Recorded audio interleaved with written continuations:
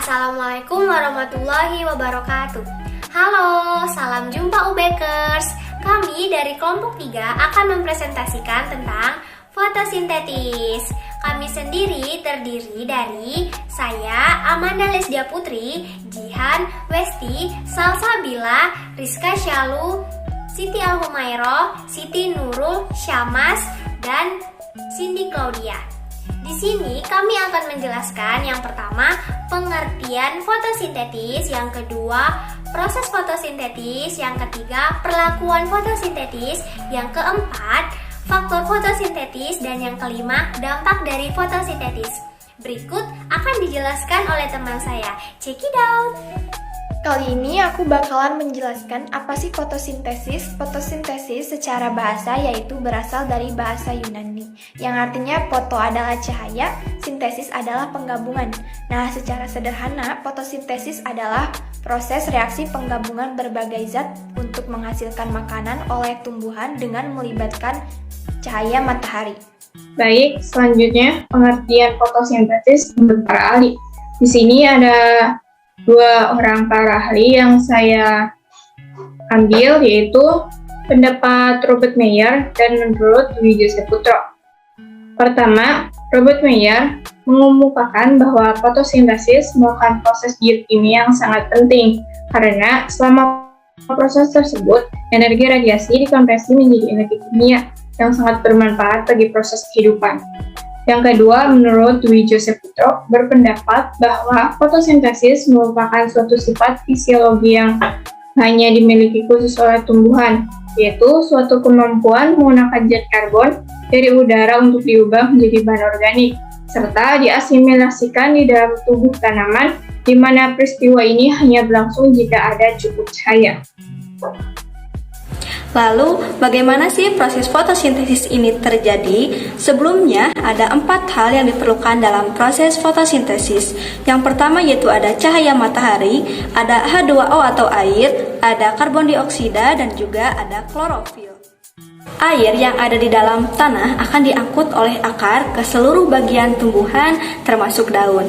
Kemudian karbon dioksida yang ada di udara akan masuk melalui stomata. Nah, stomata ini letaknya ada di bagian bawah daun.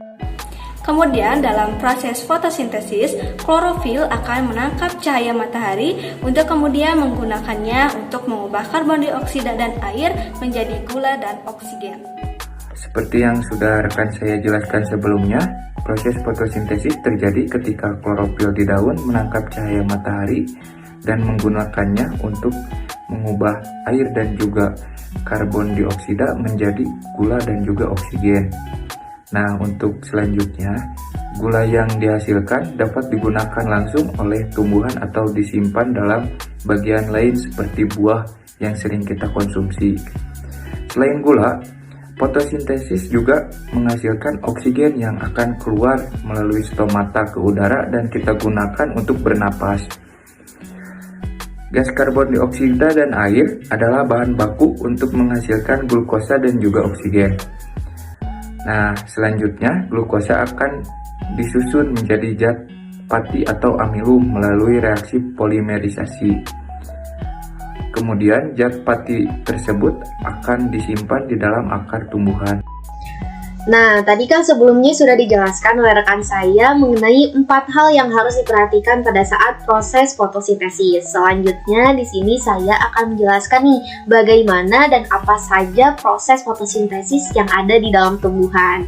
Nah, ternyata pada saat proses fotosintesis ini ternyata ada 2 perlakuan yang dilakukan. Yang pertama yaitu ada perlakuan pada reaksi terang dan yang kedua ada perlakuan pada reaksi gelap. Untuk saya pribadi, di sini saya akan menjelaskan mengenai proses fotosintesis pada perlakuan reaksi terang.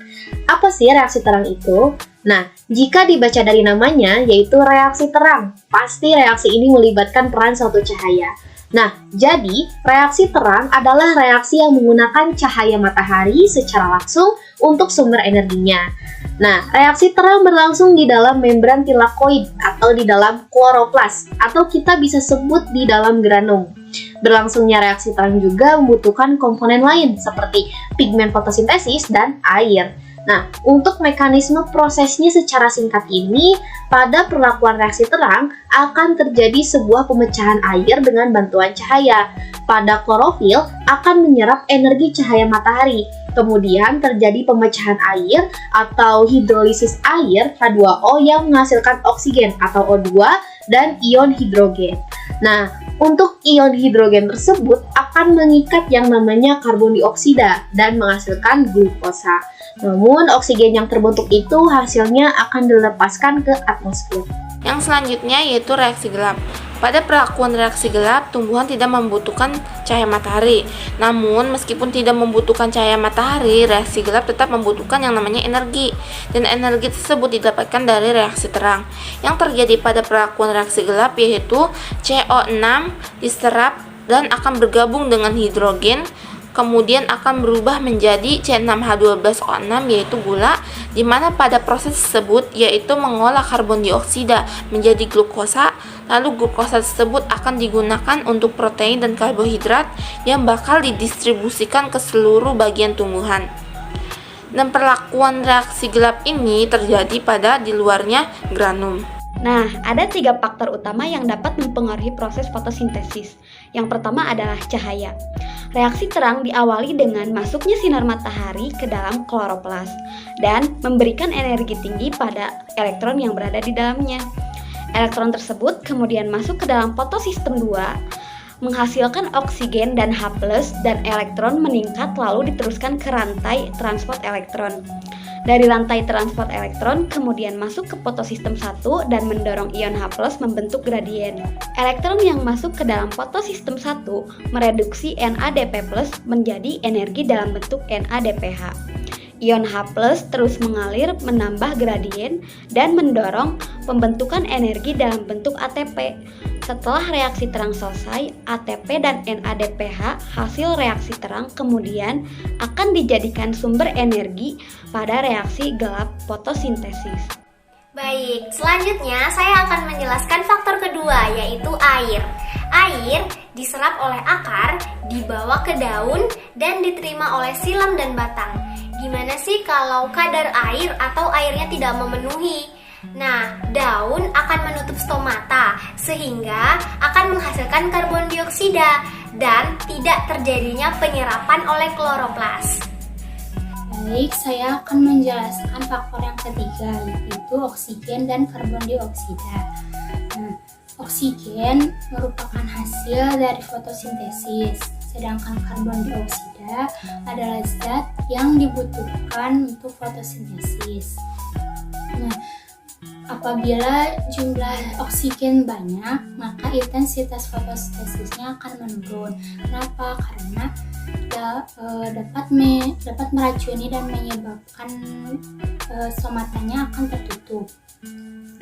Namun apabila semakin banyak karbon dioksida yang tersebar di udara, maka laju fotosintesisnya akan meningkat.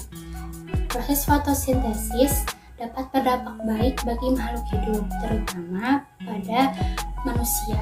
Selain itu juga dapat bermanfaat untuk menghasilkan oksigen yang baik. Fotosintesis juga dapat mengaruhi rantai makanan.